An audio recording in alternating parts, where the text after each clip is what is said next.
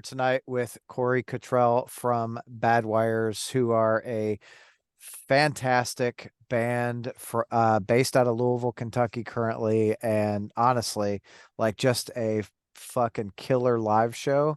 So Corey, thank you. I greatly appreciate you taking time out of your evening to hang out and chat. Thanks for having me on. I love being able to talk about myself and my band. So, Yeah, yeah, it's so I do it just real conversational, right? Like how we talk when we're out at a show. Like I might ask you a yeah, couple of questions and we'll just kind of see where it goes. good. So my first question is, where did Bad Wires come from? I moved to Louisville, Kentucky in 2016. My wife and I moved from Austin, Texas, and I had been living there since 2007. She got a job up here as an art curator. So we, this is my colored memory of it. We had finally saved up enough money to remodel our house in Austin. We bought a house kind of in a people told us it was a scary neighborhood at the time. It wasn't, but we bought a house there in 2013. Finally saved up enough money that we could work on it. And I like have everything laid out in the garage and like looking at my plans, like, okay, I'm gonna do this, I'm gonna do this, I'm gonna do this. And she walks into the garage, she's like, hey, what do you think about Kentucky? I was like, I don't. Why? She's like, I just got this badass job. I'm like, all right, well, fuck, let's check it out, man. And all the bands I'd been playing in Austin at that point had either broken up or gone on hiatus or something. So, and I grew up in Missouri, so I grew up listening to a shit ton of Louisville bands. I had a radio show when I was 16. I went from midnight to 6 in the morning every Saturday when I was 16 years old. My parents were either they knew what they were doing by keeping me off of the fucking streets, or they had no idea what the fuck we were getting up to because the radio show got wild. But it seemed like, at one point in time, like half the bands we were listening to came from Louisville. So I'd never been to Louisville, but it always had this nice musical mystique in the same way that Austin did before I moved there. Um, so I moved up here in 2016, met a drummer not long after I moved here. And he and I started working on some songs that I'd been sitting on in Austin and hadn't really done anything with. And then spent like, I don't know, another year and a half trying to find a guitar player. Um, and I wanted a guitar player who could play solos and just fucking kill it on solos, but wouldn't play solos. You know what I mean? Like I Yeah. wanted someone that could just fucking kill it, but didn't do that, and also wasn't afraid to just make fucked up weird noises all the time. And we just couldn't really find anybody to fit the bill, so it was like, fuck it, we'll just be a bass and drum band. And then someone finally introduced me to Connor, and we played our first show as a band in 2018. Awesome. Yeah. And then it's just been like nothing but bad timing and starts and stops since then. So it seems like anytime we start to do something, like the universe or something makes us go, no, you need to sit down for another year. Chill out for a minute. So No. yeah, exactly. It's been maddening, man. Like we played our first show like late 2018. Shows 5, 6, and 7 were in Austin for South by Southwest in 2019. And we spent the rest of that year recording and mixing our debut album. Had to let the first drummer go like towards the end of 2019 because he had some personal stuff going on and he just needed to go deal with that. Still good friends. We still catch up via Instagram and shit like that. But so then we, went on our first new drummer hunt late 2019. Finally found a new drummer, and the debut record came out in March of 2020. We did no promotion for it or anything. We are just going to get in the band and, hawk it on the road and do old school stuff. But like, I'm old enough that I kind of hate what social media has done to music. And Yeah. it just kills me every time I have to get online and do something for the band. You know what I mean? So we're like, fuck it, man. We're just going to old school. We're just going to fucking travel as much as we can, sell the record or not sell the record, but just get the fuck out there as much as we can. So that was the entire game plan with the first record. And it came out March 2020, Nope. and everything just got put on hold. Yeah, exactly. So we had like one solid tour set up that was taking us back to South by, and like 3 or 4 other tours in the works. And it's just like, boom, boom, boom. All right, well, cool. Let's just sit down for a little bit. Yeah. It feels like it's just nothing like that off and on. So, we start really playing again in like tail of end of 2021. beginning of 2022, we're finally getting out and starting to do stuff again. We did 2 tours, hit South by again. And then the second drummer told us that he was going to leave because he wanted to pursue his dream of aviation. He wanted to become a pilot, you know? Okay. Well, fucking A, like anybody can pursue all of their dreams, you know, but at the same time, we're like, fuck, Yeah. okay. So like went into another drummer hunt, and I'm sure you already know this, but like all the drummers in Louisville that are good are already in like 10 bands. It's Yeah. insane. And all the drum, we also need a drummer who's like wild, but also got their shit together. You know what I mean? And like the joke about drummers is like they're borderline non-functional humans most of the time if they're Yeah. really good drummers, you know? So it took a long time to find the right match. And we did South by in 2023, but we had a fill-in drummer for all those shows. And uh, I think it took like almost a full fucking year before we found a couple of people we were going to try out.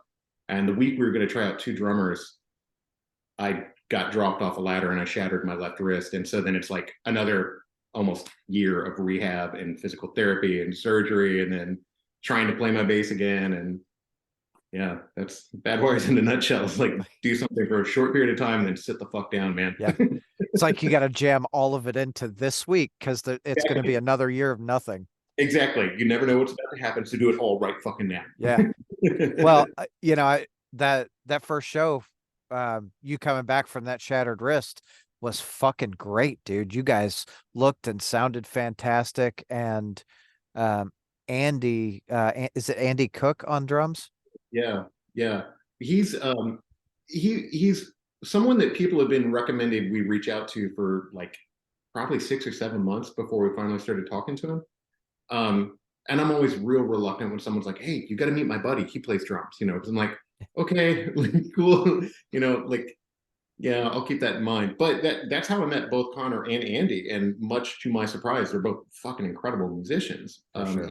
Also, Andy's one of the easiest people I've ever worked with. He's just a really easygoing, very calm, very mellow dude who's super into prog rock, but will also get fucking weird with us. So it's just like a wonderful combination.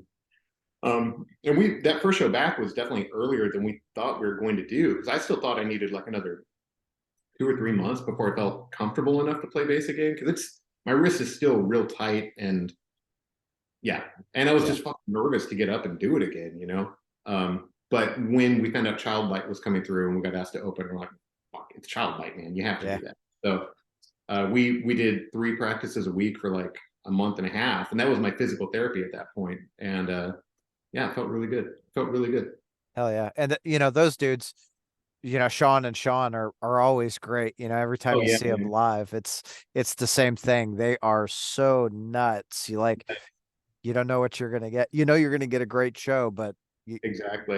you And know, they're exactly the kind of musical world that I like to be a part of. You know, it's like just a little bit metal, it's just a little bit punk, but it's really fucking weird and noisy and loud and kind of angry, but also really happy and just sort of, and that's really the kind of shit I get down on. So yeah. it was to have our first show back and really our first local show in a year and a half.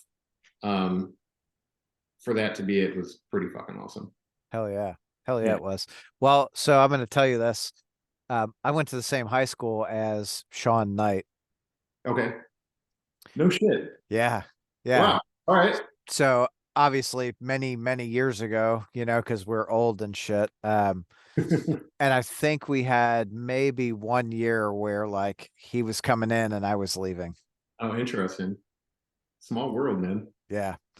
Yeah. I was like, I see him. I've seen him at, I don't know. I don't even know how many times I've seen Child Bite. I would say probably 10 or 12 times at this point Nice. because they're always playing with like Super Joint or Battle Cross or, Huh? all these other bands that I go see. And it's like, God, they played Battle Cross's like indefinite hiatus show in 22. Nice. That was Because a, those bands are just fucking everywhere. I mean, in their style, it just blends in so well with so many different types of heavy bands. So yeah. perfect. We were supposed to play with them in 2021 at Headliners. We were supposed to play with them and Human Impact. Um, but they got COVID and had to cancel. We were super bummed out about that. I still have the poster up here on the wall where we crossed out the child bite name because they couldn't play, but it's still a very nice poster. That is a Um, sweet poster. yeah, Angry Blue made that. This guy named Justin here in town, and actually, I've been off and on collecting silkscreen posters for a while, and I have like 10 of his posters that I bought like 20 plus years ago. So I kind of tripped out when he realized he lived here in Louisville and got to meet him and see some of his artwork. And yeah, he's a super cool guy that does super cool shit. Hell There's yeah. a lot of those people here in Louisville. There's a lot of super cool people that do super cool shit, you know? It's Well, a, there, that's the good thing about Louisville is it's like it's this mecca of weird, mhm.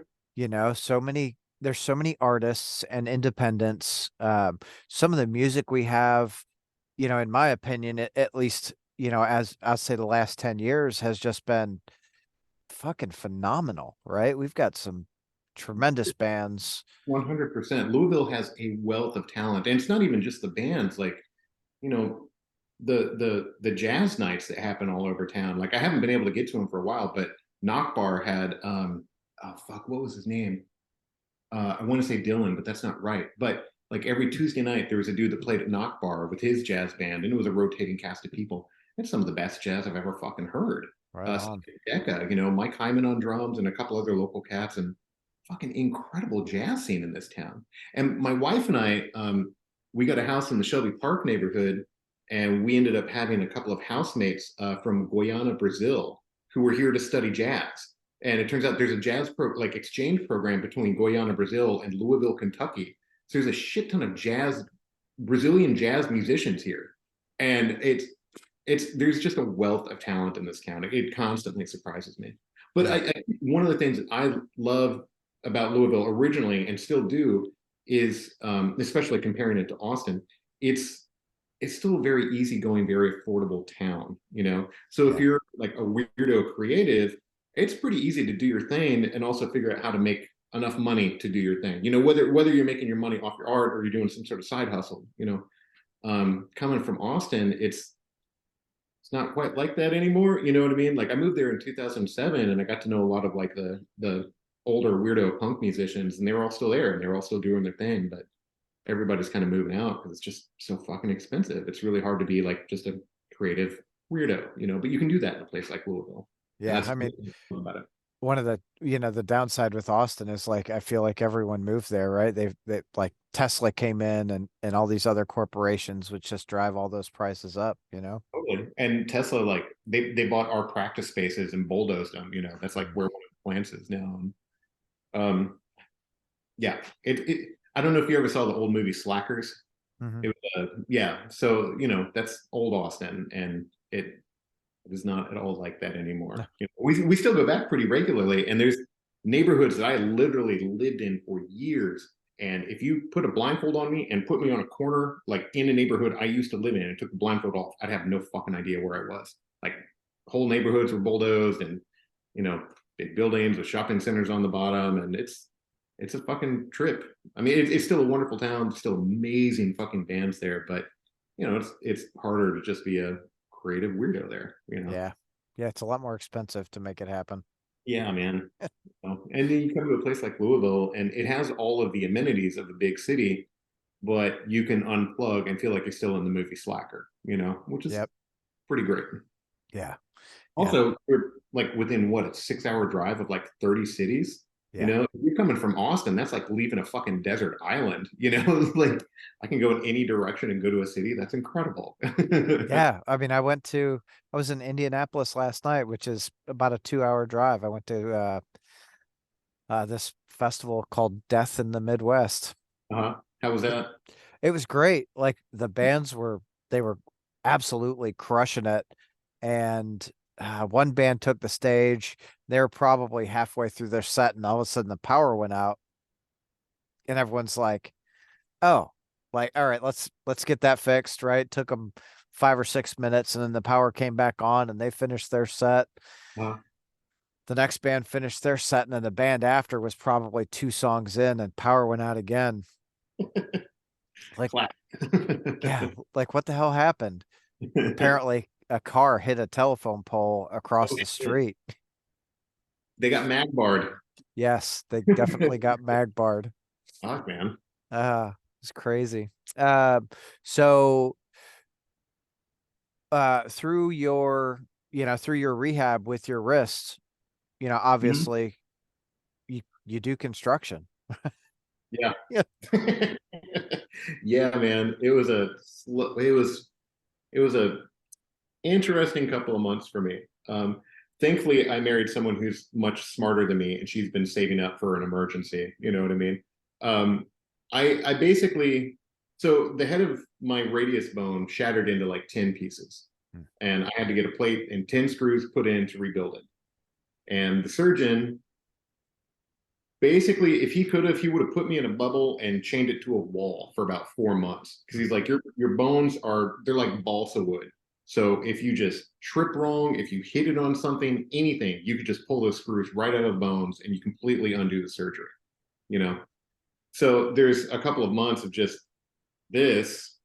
Like I was like, can I, go for a walk in the park? And they're like, like, you could. It was like, well, fuck, man. Like, do I need to treat myself like I'm made out of glass now? I'm like, kinda. Like, okay.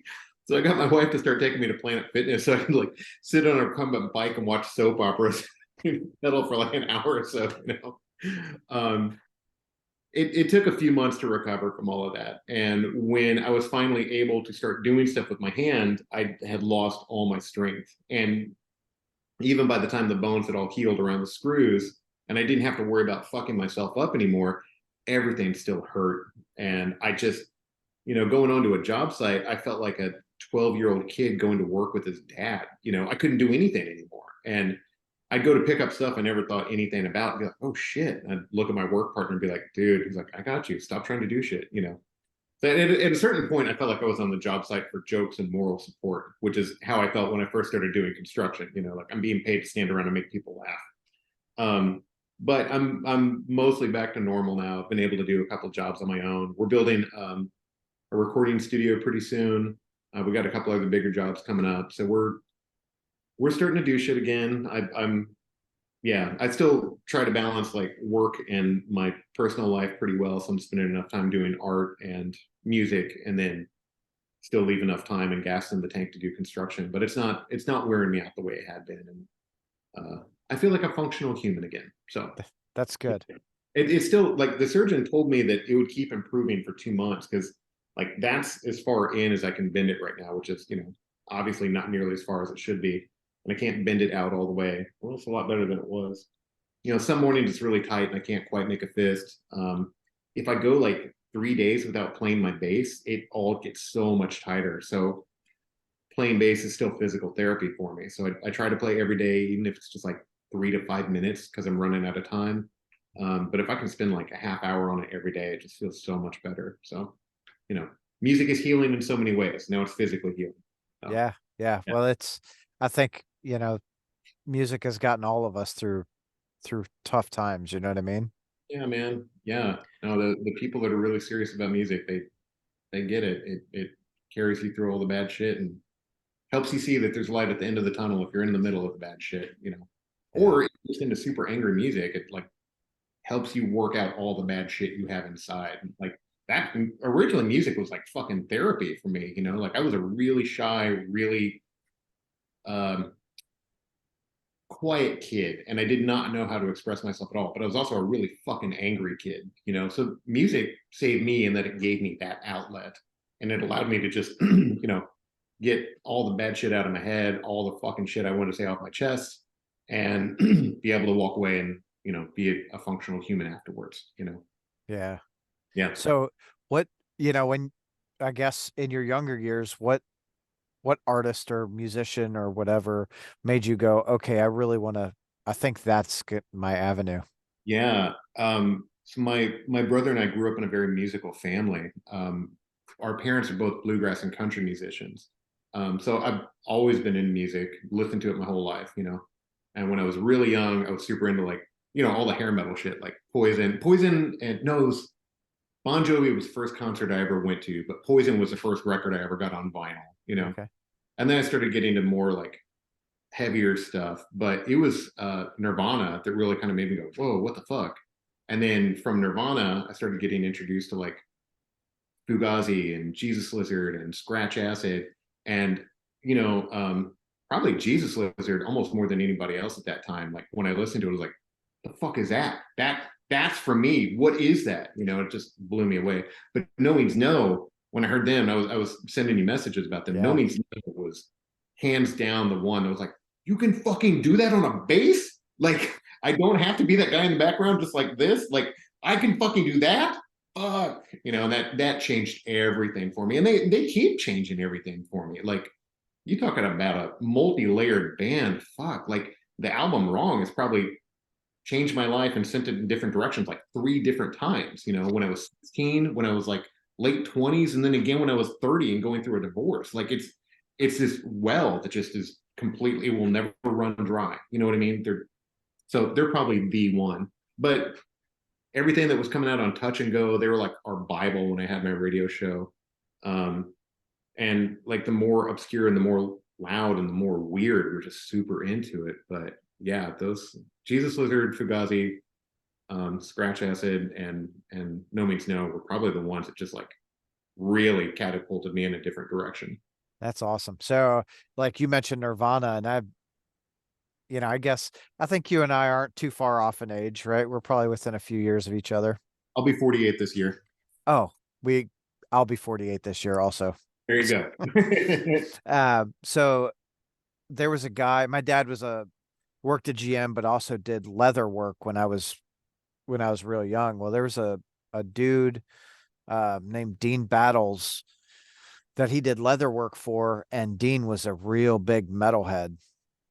Okay. So he turned me on to like Iron Maiden and Slayer and, all these things back in, God, 84, 83. Um, so I don't know. We see each other, pass each other, say, hey, whatever. Bleach came out, and I see him. Shit, I can tell you, it was springtime. I'm walking through town with Uh-huh. my friends. He goes, hey, I think I got something you'll like. And I'm like, okay, weirdo, what do you got? He goes, well, it's this band, album just came out. I don't really like them. He said, but I think you'll dig them. And I'm like, okay.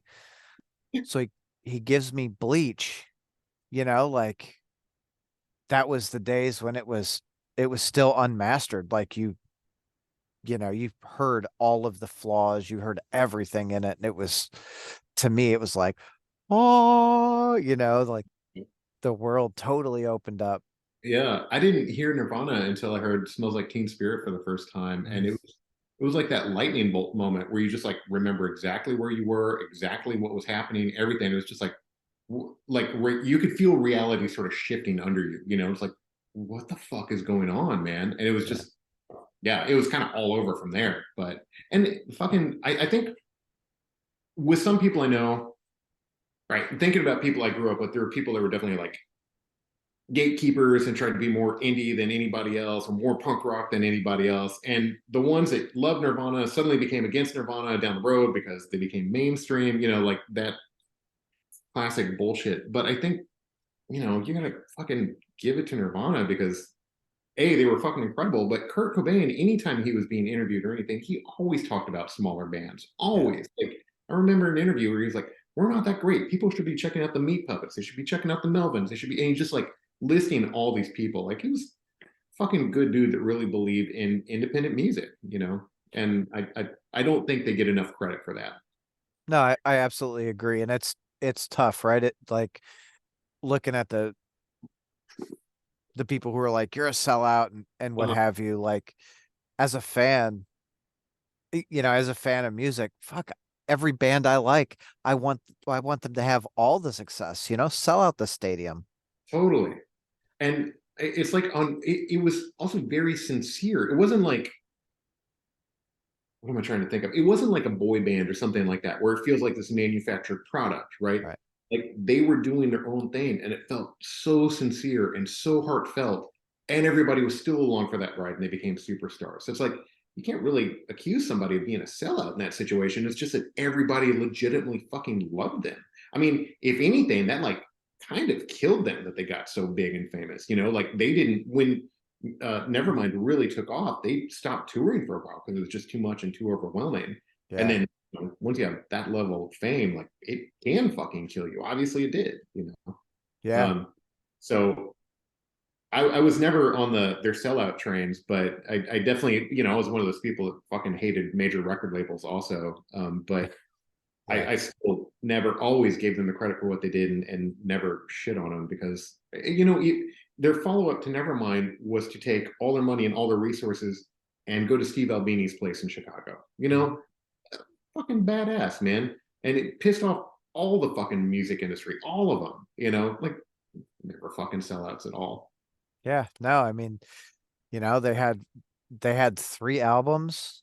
I mean, not let me say three majors, Uh huh. right? Not including Bleach. And then you look at In Utero, and In Utero is so different from anything else they did. Totally. It's like, hell yeah, that's that's what you want to do. You get out there, you get the recognition, you're like, okay, let's really get fucking weird with it. Exactly. Let's really express ourselves the way we want to with all of these resources now. Yeah. It's pretty fucking awesome. Yeah. And I wish they'd been able to keep it going. But yeah. Yeah. I agree. Absolutely. And it's that obviously Kurt's and the anniversary of his death is coming up. Oh, okay. I April don't know what his death date is, but I remember exactly where I was standing when someone told me. April 5th, 1994. Okay. And then Totally adds up. yep, a few years later you had Lane Staley, who they didn't find until April 8th, but they said he died on April 5th. Oh, wow. I didn't realize that. Yep. And it's tough for me because my little brother passed away on April 5th of 2019. Fuck, man. Yeah. Also a suicide. So it's like, Oh, that's a heavy fucking day then. yeah, Shit. for sure. I was just thinking about that today, like, damn. So I find myself, I still love Nirvana and I will Mhm. forever, but there are times where I'm like, okay, I can't listen to it because Yeah, I totally get that. too heavy. Yeah. There's certain things that you'll always honor them, but that doesn't mean you always need to be putting it into your psyche. Yeah. Correct. Yep. So you do art outside of playing music also? Yeah, and it's something that I'm getting into more and more. It's been like a lifelong dream and ambition to be able to draw and paint well. But this kind of explains my music also. Growing up, I was one of those people that was convinced you either knew how to do something or you didn't. You didn't learn something. You know what I mean? And if you got good at something, like that wasn't something you did through hard work. You were either good at something or you weren't. And now that I'm older and have a much wiser perspective, and I've been doing construction for a long time and realizing I can do fucking anything. It's just a matter of like sitting down and taking the time to learn how to do it. And I have squirrel brain, so I'm easily distracted. But um, once I was laid up and couldn't do a fucking thing, I was like, I'm never going to get another opportunity to focus on drawing and painting. So I've been doing a shit ton of drawing and painting. My wife worked. She's an art curator, which is what moved us up here. And she's not a crazy music person. Like she's got her bands that she's gotten into recently, but in her words, she loves me despite the fact that I'm a musician. It's never been like a draw at all. But since she's been getting into music, like Viagra Boys is one of her favorite things in the fucking world. I don't know if you saw the headlines, but that was easily one of the best shows I've seen in a long fucking time. Right on. She likes smart, weird shit like that. But she's a visual arts person. And so I'm getting the time in my life to be able to explore that more. So I'm doing a lot of drawing. I'm doing a little bit of painting. Mainly right now, I'm just drawing every day, and yeah, just really trying to hone that. We'll see where it all goes, but I'm trying to make that a much bigger part of my life moving forward because it there's something about those brushes with your mortality, right? Like I've always wanted to learn how to draw, but I've never taken the time to do it. I drop 8 feet off a ladder. I shatter my wrist. I'm standing there like this. We're out in the middle of nowhere. It was a 45-minute drive to the nearest ER. Oof. Yeah, in a truck that had no AC on top of it. But I'm with my best friends who were making each other laugh the entire time. But there was like 5 minutes where I'm standing there with my wrist while he's running around getting everything together. And I'm just like, fuck, fuck. I'm like, fuck. Everything's fucking ruined. Right. It's time for me to focus on drawing. Like you have those brushes with your mortality where you're like, this could all be over just like that. Yeah. I want to do those things that I never did, that I always wanted to fucking do. I'm never going to have this opportunity again where I can't work. I can't do the band. I've also got to figure out how to keep myself fucking sane for 4 months and not drive my wife fucking nuts. So yeah, really, really started shifting and getting into art a lot more than I had in the past. So Hell yeah. yeah, That's how you do it, dude. You take a shit situation, you're like, ah, you know what? This is an yeah, opportunity to do whatever, you know? totally. I'm not. I had a discussion not that long ago with a buddy of mine about nihilism, and I'm not a nihilist by any means, but I think that ultimately life probably is meaningless. Like you look at the universe, I was like, none of this really has meaning except for the meaning that we can ascribe to it and that we can bring to it. And I think Mhm. that same kind of attitude and mentality applies to situations. Obviously, you can't do this in every situation, but hopefully, in a bad and negative situation, you're able to find a way forward or turn it into an opportunity of some sort. And I think that does take like a cultivated mindset in some ways, which for me came with age and wisdom. As a young person, like I didn't think that way at all. I was not like overly negative, but like a roadblock would very easily just destroy everything for me. Yeah. Um, when I was in my early 20s, I got really into kickboxing, and it saved my life, like literally saved my life. But it also gave me a different headspace and a different perspective. And as I've continued to grow and turn into a hopefully a better human, I've learned how to more or less stay positive in shitty situations and turn it into an opportunity if you can. And that doesn't mean like not recognizing shitty situations or shitty experiences. Like when I shattered my wrist, I got home and I'm like, okay, I'm basically going to be like this for 4 months. And everybody I knew, not everybody I knew, a lot of people I knew were like, you're going to go fucking crazy. And I was like, I'm not going to do that. I'm going to try and steer towards being positive. If I'm having a shitty fucking day, I'm going to recognize it. And if I'm feeling depressed, I'm going to sit down, I'm going to think about it, I'll write about it or something. Like, I'm just going to honor it and hopefully it moves through me. But in general, I'm just going to try and steer towards being positive. And it worked. I only had like probably 2 or 3 bouts of like real depression with this experience, and that seems pretty fucking good. Yeah. Yeah, I would say so, right? You go from being a musician and this I'm going to call it a laborer, right? For lack of a better Yeah, term, but this person, 100%. Yeah, works with your fucking hands. You've I, got to there's a lot of honor for me in being a blue collar laborer. I'm a farm boy from Missouri, and I take a lot of pride in being a blue collar laborer. right on. Yeah, So I'm going to ask you this. What part of Missouri are you from? both sides of my family have farms near Hannibal, Missouri. It's a small town called Center. Uh, the population is continuing to go down, so I think right now it's at like 550.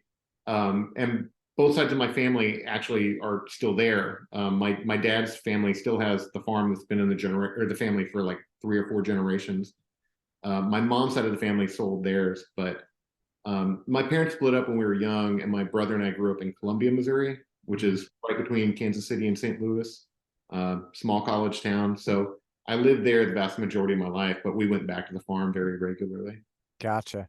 You know, So I do. I'm familiar with Missouri. My mom's side of the family is from Missouri, just south of St. Louis, okay. uh, uh, DeSoto.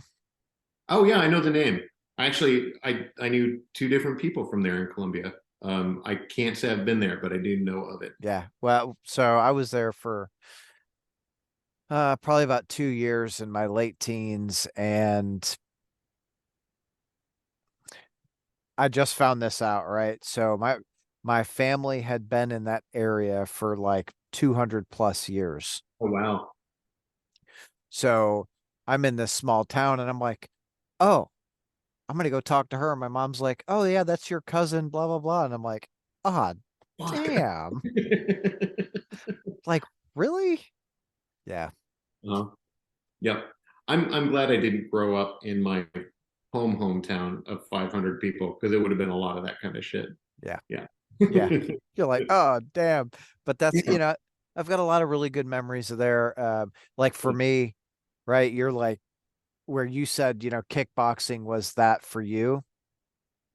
DeSoto was that for me, Oh wow. right? Okay. Because it was I was the outcast. I grew up in Detroit and now I'm in this little small town in Missouri, and the people that I lived close to directly were super cool. I'm still friends with today, which is real nice. But everyone else was like, he's the outsider. Like, I'm like, yeah, I'm the outsider, but I'm cool, or I'm Mhm. not, whatever. I'm fucking weird. Um, so that it taught me I had a lot of isolated time while I was there because there wasn't any getting out and going places a lot of times. Yeah. I just talked to a guy from St. Louis. Where'd I meet him? I met him at maybe it was either the Yob show in June or Paul Bearer, and we were talking about venues in St. Louis, and I remember Mississippi Nights. Oh I yeah. I Mhm. was not there anymore. Jeez. Yeah. A lot of that shit's gone. Growing up in Columbia, the I was never a fan of St. Louis growing up in Columbia. Like it felt like if you weren't into Budweiser Sports or Sammy Hagar, there's nothing in the town for you. That's how it felt growing up, which isn't true, obviously. There were so many good bands that came out of St. Louis, and it was just harder to go to that town and find stuff. It was like you had to do some excavation and you had to know the right people to go to the right places. Yep. Uh, and there's some wonderful stuff there, and I know some amazing musicians and people there. And yeah, I've grown to really appreciate St. Louis. Yeah, Uh, my favorite record store of all time was Vintage Vinyl. Okay, man. Yeah, it was a great place. Spent so much time in that place, just like, nerding out. Like, Yeah, yeah, it was one of those national landmarks for the right people. mhm, Yeah. for sure. Creepy Crawl, did you ever go to that place? Mm-mm. Okay. Creepy Crawl was, I mean, the name kind of says it all. It was like a fucking divey dive bar. But I saw some fantastic bands there. Yeah, it was a really cool place. And afterwards, there was a diner not far from there that was like a lot of St. Louis is a rough neighborhood. But this diner was in an area where you had to be buzzed in, and you just kind of prayed that there was room to be buzzed in because you did not want to be hanging out in that fucking parking lot. So pretty much every time we went to the Creepy Crawl, we'd go to that place, and uh, yeah, I have some very good memories of getting to know St. Louis finally. Yeah, that's like Harpo's in Detroit. Like you go to Harpo's and you're like, oh, let there not be a line because I just want to hurry up and get inside. There's a White Mm-hmm. Castle next door that's got like the 3 foot thick glass, Like, all right, good times. Uh-huh. Uh, so as far as the band, I know you guys is the next show with the Horse? Yeah, and we're so fucking pumped about that show, man. Like I've seen horrors. I saw horrors in Austin a couple of times before I moved up here, and then I saw them months after moving up here. They played at what was the name of that place? Haymarket Whiskey Bar. Yes, Haymarket Whiskey Bar. They played there with Friendship Commander, and that's both of those bands are playing the show at Portal in May. So it's kind of a trip to see that same bill, only this time we're on it. Um, yeah, we're all big fans of horrors. If everything goes well, we're going to be recording with Ryan Bosch, who's their main engineer, and we actually sought him out because horrors records just sound fucking incredible. Their tones are fucking impeccable. He does such a good job balancing these big vicious tones, and that's exactly the ballpark that we want our record to be in. And it's really hard to find somebody that is into like super big, loud, ugly tones, but can B, get like a solid fucking balance out of that and make it sound like just warm and crispy, and like you want to sit there and listen to this nonstop, you know. So yeah, we're super into horrors. We're really looking forward to working with their engineer Ryan, who mixed our EP that came out last year. Their current drummer is Doug, who plays in the band Riff Lord, and we played with them on the way to South by in 2022. So met Doug real briefly and talked to him a few times, and super fucking nice, sweet dude. I hear wonderful things about all of them as people, but as a band, we just fucking love them. So real excited about that show. Yeah, that shows. I think that's going to be a fucking great show.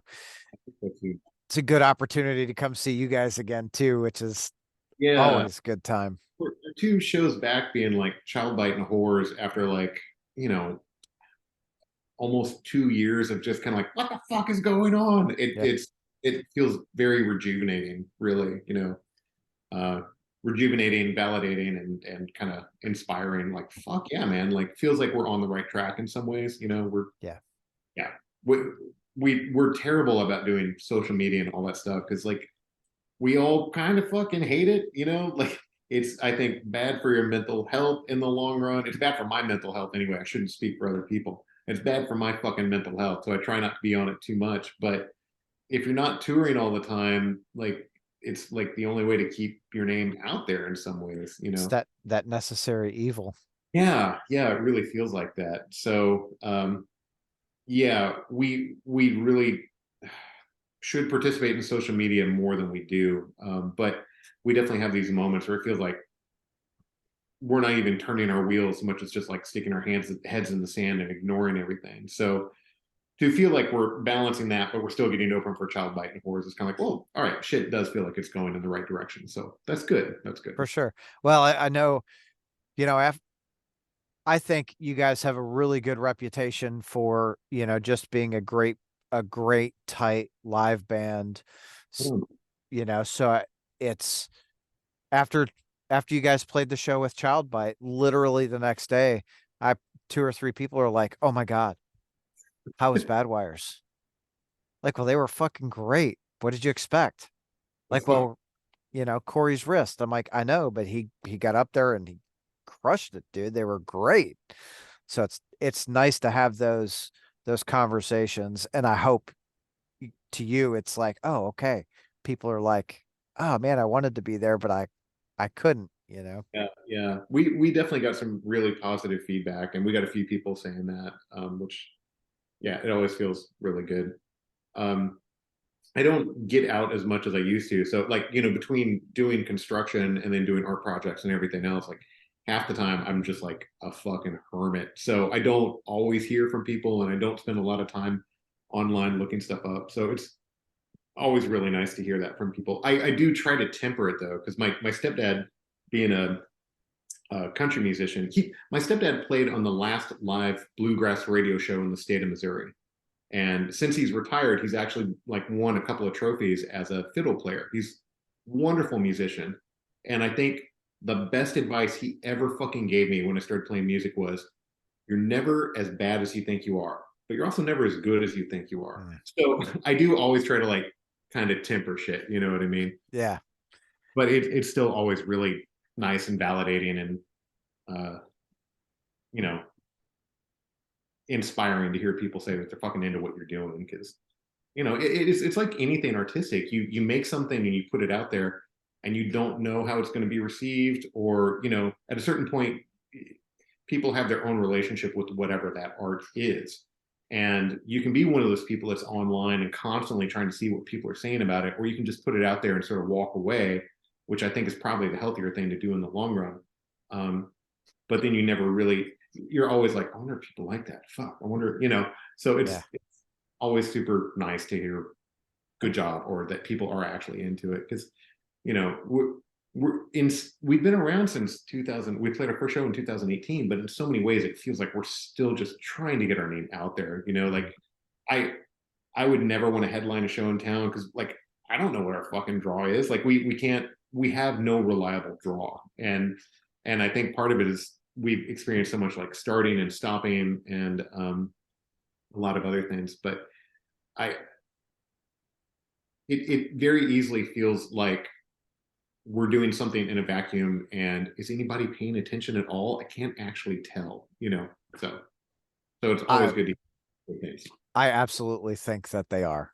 Like Good. that's, Thanks. you know, uh, if no one else is, I sure as hell am, you know. Thanks. Like I could tell you the first time I saw you guys live. Oh, right on.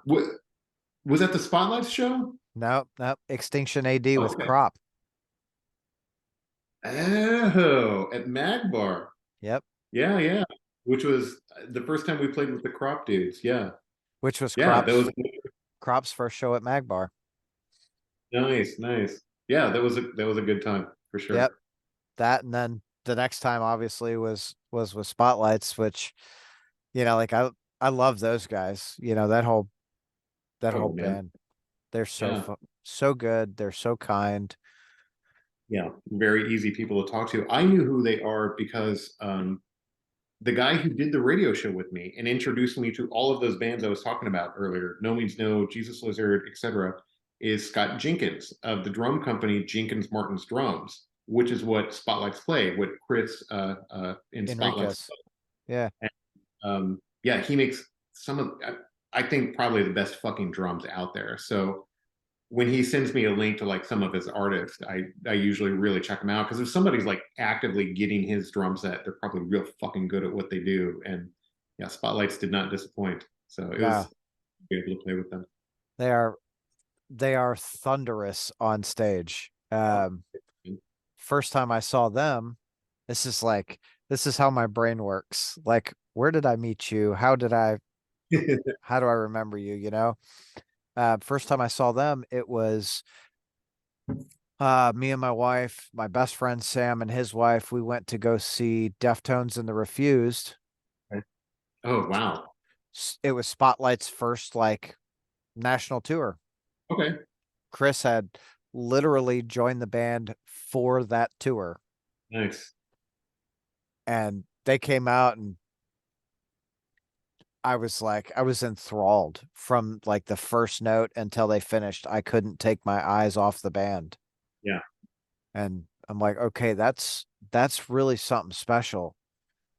Then, fast forward a few months, and I see Melvins are playing headliners, Spotlights are opening. I'm like, well, I'm already going for the Melvins, but oh my God. Was Uh, Chris drumming with them then also? so Chris at that point, they were using a drum machine because Chris couldn't make that tour. Yeah, and I remember hearing about that. Yeah, I've seen a couple of bands pull off the drum machine well, but man, Chris brings a lot to that band. I can't imagine seeing them without him. Yeah. It's, realistically, I missed seeing Chris on stage, and that's the only time I've not seen the band with Chris. But they were, fucking awesome. I'm sure. Uh, They have this big pummeling sound, but it's so like smooth and buttery at the same time. It's yeah, it's beautiful combination.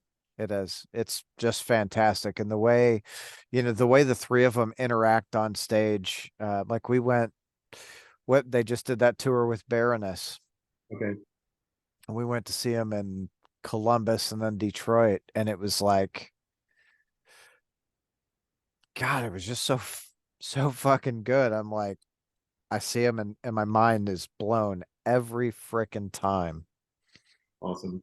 It's really special when you find live bands that keep doing that every time you see them. Yeah, for Yeah. sure.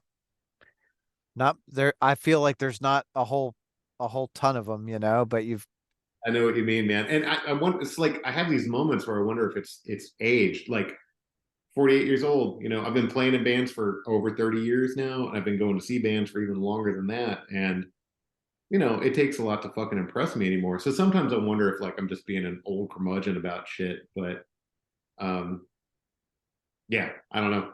I will not have an answer for that. But it's yeah, always very nice to see a band that just fucking floors me. It makes me go, "What the fuck just happened?" yeah, It's when you've been around it for as long as you and I have, and you see a band that can do that to you, it's just like, what? yeah, Yeah, that's fucking incredible. for sure. So what was your first concert? My first concert, the first big one that I went to was Skid Row and Bon Jovi playing at the Hearns Arena in Columbia, Missouri. I would have been like, I don't know, like fucking 12 or something like that. And one of my mom's friends took me and one of my best friends from school, but I think my brother actually went with somebody else.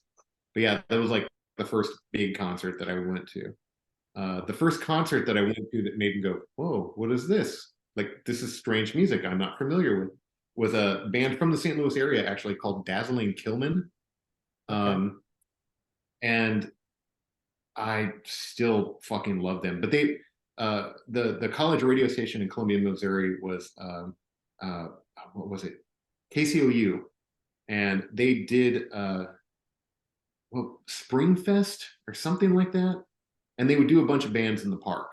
And for the most part, it was like kind of pedestrian bands that, some of them were really good, and I'm not trying to shit on them, but not stuff that I was super into, like Blues Traveler kind of stuff, or Poi Dog Pondering was actually really good, but it's not like the kind of band I'm super into. They still put on a very good show. But they had a band called Dazzling Killman. And I talked to them afterwards, and I kept thinking that I think my ears were blown from the show, but I kept asking the name of the band, and I kept thinking he was saying Nazareth Rising. So when I went to the record store, I was like, "Do you have Nazareth Rising?" They're like, "What the fuck are you talking about?" I was like, "There's this three-piece band that just played in the park." They're like, "Dazzling Killman," and gave me the 7 inch. But it was like the guitar player is super simple. His name is Nick Sakes, and he's been in a shit ton of bands at this point. Um, Real simple guitar playing, but it's like a big loud sound. But he just pretty much just plays chords, and he just fucking screams. It's just like big, loud, angry fucking bark, which I had never seen before as a kid. The bass player is Darren Gray, who he looks like he would have been the president of the fucking nerdy jazz club in school. You know what I mean? Like his bass is super high, but fucking wizard on the bass, just all over it. And the drummer, I'm blanking on his name right now. I want to say it was Blake Fleming, but I could be very wrong about that.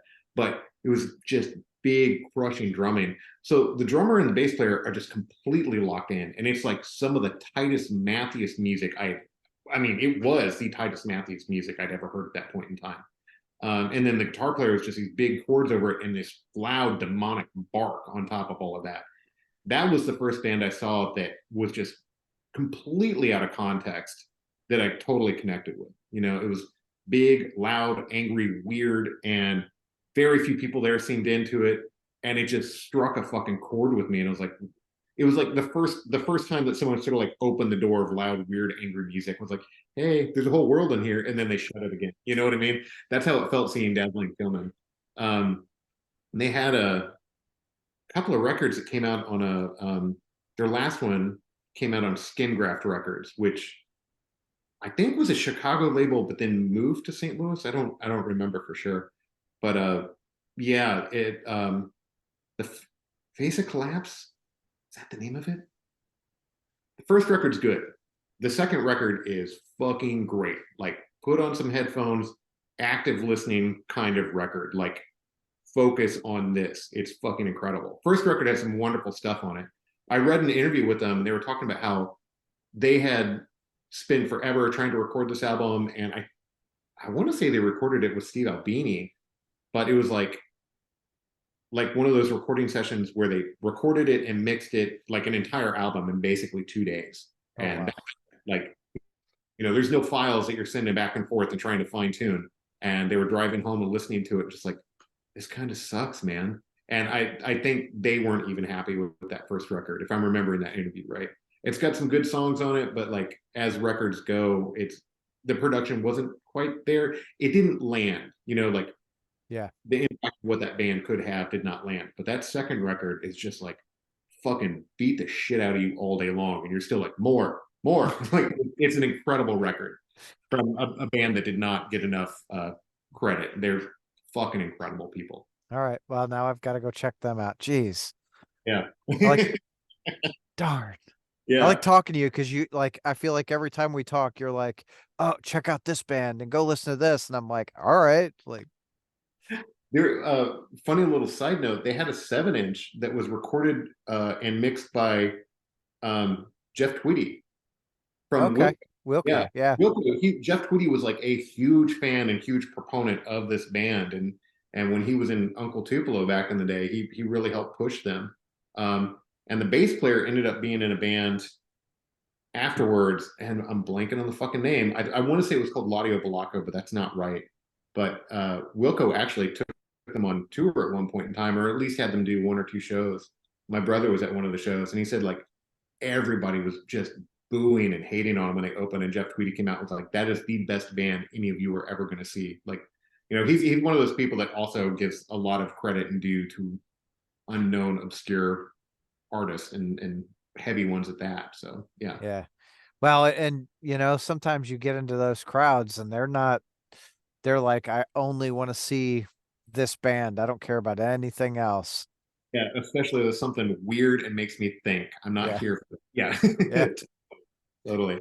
Yeah. Yeah, I used to know someone who Mark Dutram from the Melvins. I actually played with him a couple of times in a couple of bands. But he was telling me that they did a couple of tours with 9 Inch Nails, and he was like, Melvins apparently had a punishment set because they were on tour with 9 Inch Nails and nobody wanted to fucking see the Melvins at all. So he was telling me about one show they did where they were playing in an they were playing in a hockey arena somewhere in Texas. And they'd covered the floor with a bunch of stuff. So everybody's out walking around on the ice.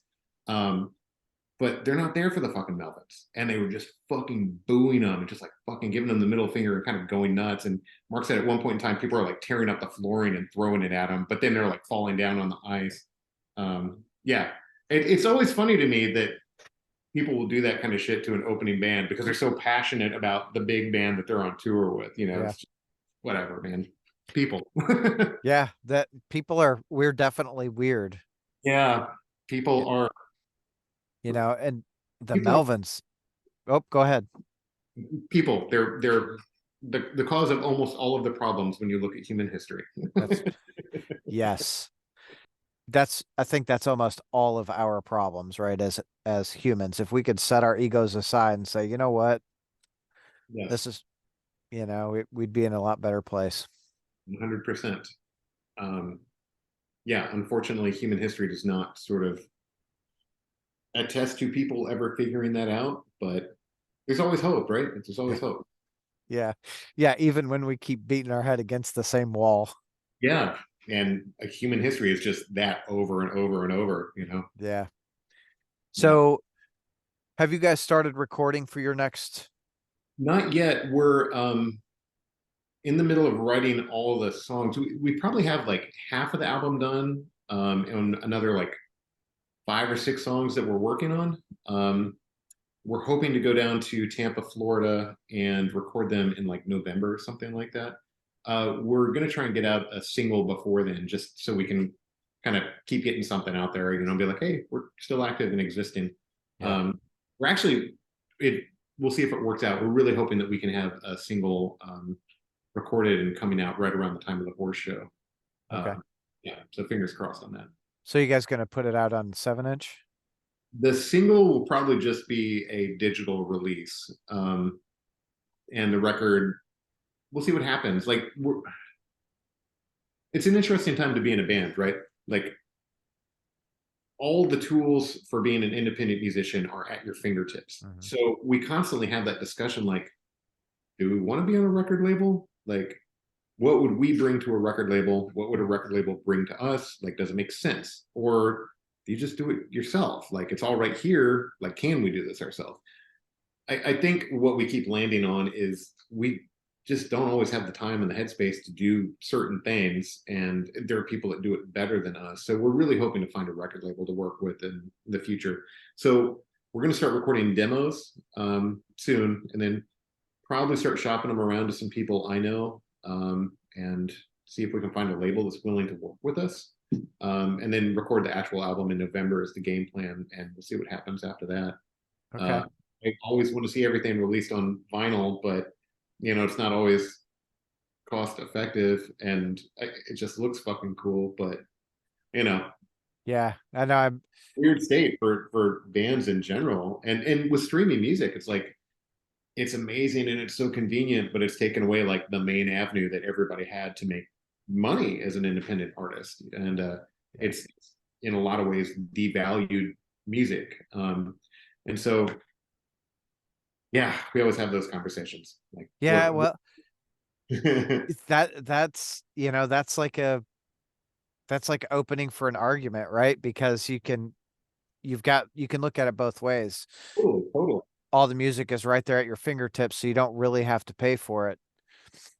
I'm the nerd, right? Who's like, man, I really like that band. I know I can listen to them on Spotify, but they've got a CD. I want to buy the CD or the album because, Welcome, badass. I've got to have it, right? Like, And it, it's amazing in so many ways because like you and I could write a song tonight, we could record it and we could upload it, and people literally around the entire world could listen to it if they were aware of it. That's fucking incredible. That's yeah, incredible. Like I think about, in the 90s when I was getting into bands and had my own radio show, like if you had told me people would be able to do that, I would have thought you were fucking out of your mind. It's right. incredible.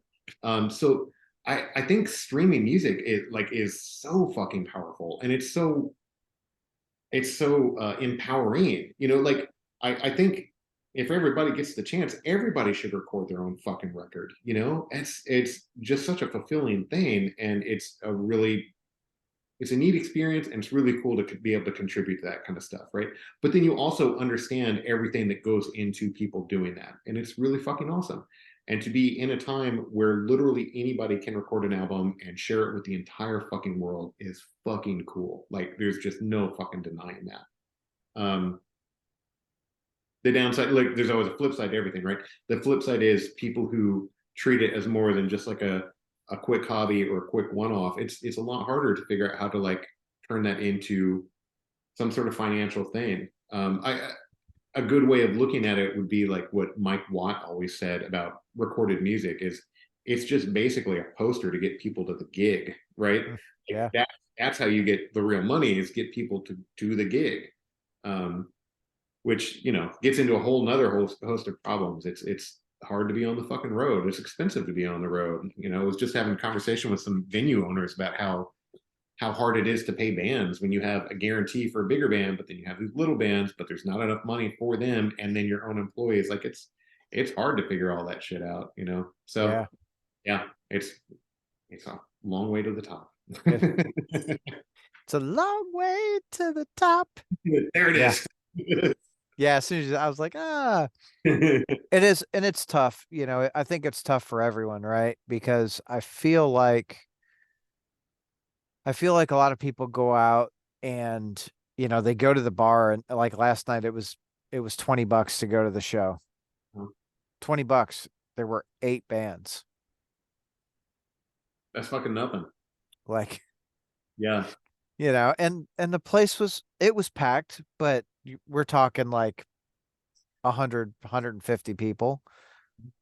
You split even just the door between all the bands.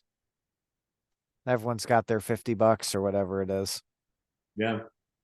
It's really being in a band, and especially if you're going to be traveling with the band, it's got to be a labor of love because there's no guarantee there will ever be money in it. So it's got to be a fucking labor of love, and hopefully the money comes in one way or another. But more than anything else, it absolutely has to be a labor of love and something that's very fulfilling for you. Because Yeah. if you don't have that, then you're arguably never going to have fucking anything. You Right. know? Well, and you and I both know, right? Most musicians, they don't do it because they want to be rich and famous, right? They do it because they're right. They need that outlet. Yeah, 100%. And I've gone through phases in my life, like after getting out of some bands, and Austin was like, "Fucking, that was such a bummer. I don't know if I ever want to do this again. Like, maybe I want a normal life. Maybe I want to be a normal person. Like, that was a fucking horrible experience." But you get enough time, you're like, it's just like ingrained in my DNA. Like, if I'm going to continue to enjoy life, I have to figure out how to incorporate that somehow. You know what I mean? Yep. Like, if you're a lifer, you're a fucking Yeah. lifer. And yeah. That kind of it's a calling at a certain point, you know. My wife actually described it like that to me and was like, you're 100% right. Like it is a calling for some people. So Yeah. Yeah. I absolutely agree. It's it's something that, you're just kind of born with, whether you realize it or not. yeah, I think it's something that, you know, I think anybody could learn how to do anything. Like I really fundamentally believe that anybody that has the physical and mental capabilities can learn how to do anything within those capabilities, especially with fucking YouTube. Jesus Christ. Yeah. Like I don't know how many times I've been on a job site like, how the fuck do you do that? And then like everybody's pulling up YouTube and you will find the answers, you know? Um, so anybody can learn how to do anything, and that includes music. But there's something about the people who just have that innate thing in their soul where it's like a very natural expression, whether they've learned something or not. Like Jimi Hendrix, fucking incredible example, right? Like that guy arguably didn't know what note he was playing ever, but you talk about expressing yourself, holy fucking shit. Or Yeah. Muddy Waters, Lightning Hopkins, like the people that are like really born with something, whatever the fuck it is, like you can hand them a fucking coconut and a spoon, and they're going to figure out how to express themselves with it. Yeah, which is hilarious, right? Because we look at, you're talking about all these people, and Dave Grohl, he can't read music, Right. you Yeah. know? Like, Yeah. I mean, when I was a kid and I was learning how to play, I actively did not want to learn any of that shit. I didn't want to learn scales. I didn't want to learn notes. I didn't want to learn anything because I was convinced it would like hamper my creativity in some ways. And I think there's, you know, maybe still an argument to be made for that, but there's something to be said for coming at that kind of stuff from your own angle and figuring it out on your own terms and wrapping your head around it in some ways. And then if you want to, learning that stuff, you know. There's also a lot to be said for learning the fundamentals and then moving on from there. Like everybody, it's a journey that everybody can do their own way, you know, yeah. which is really fucking cool. I don't think I could have learned it fundamentals and then expression. I think I had to do the expression first and then start learning some other shit. But Connor, our guitar player, I'm pretty sure he was learning like basic fundamentals first, and that guy's a fucking wizard. Holy shit. He can play any style, he can play anything, but he also really expresses himself. I feel like I've known people that went to music school and they're amazing musicians, and you hand them a sheet of music and they can play anything flawlessly. Mhm. But you try to jam with them and they can't do shit. Yeah. Like they just can't. They're like, well, what are you doing? Like, I don't know. We're just jamming. Like, fuck around, man. You know, and Connor is one of those people that could jam with anybody and can hear anything, and he can turn it into something very spectacular, very weird, and very creative and expressive. You know, it's there are just some people like that, and I feel very fortunate that I'm playing with somebody like that now. He's an incredible person, an incredible musician, and a fucking weird, unique, wonderful brain. I love him. So Right on. Well, it makes for a great live show, you yeah, know? it really does, man. It really does. Um, all right. So I guess the next time I'm seeing you is at Whores. Of course, yes. The 24th of May. It's a Friday. I keep telling people the 5th. It's not the 5th, it's the 24th. Okay. Yeah, it'd be fucking badass. Hell yeah. Well, that'll be really cool. I might talk to Portal and see if we can do like a ticket giveaway. We're doing that for Restless Spirit.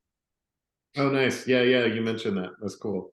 That'll be a that'll be a cool show too. Sure. Corey, I don't know about you. I get up at like 4 in the morning, so it's getting kind of late for me. Don't get up that early, but it's early enough that I don't like it. Yeah. Yeah. So I'm gonna say, man, it's always a pleasure talking to you. I love seeing you. I love giving you hugs. I greatly appreciate your time, and I can't wait to see you again, my friend. Well, thanks for having me on. It's always good talking to you, Tom. I Oh appreciate it. yeah. Awesome. Right. Have a great night, my friend.